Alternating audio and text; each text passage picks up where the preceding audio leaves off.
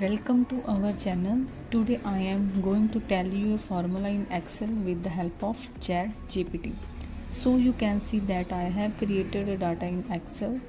You can see that I have created a data in Excel. A column contain employee details. You can see that in this data there is a column in which name, Gmail and registration number are given in a one cell.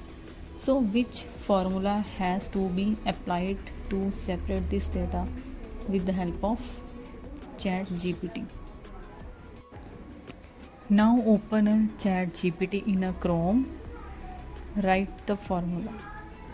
Create an Excel formula to extract the text separated by commas from cell A2 to B2, C2, D2 and E2. Then after copy this formula and to paste to in Excel. Now within the same formula we can extract and make it appear in all the cells.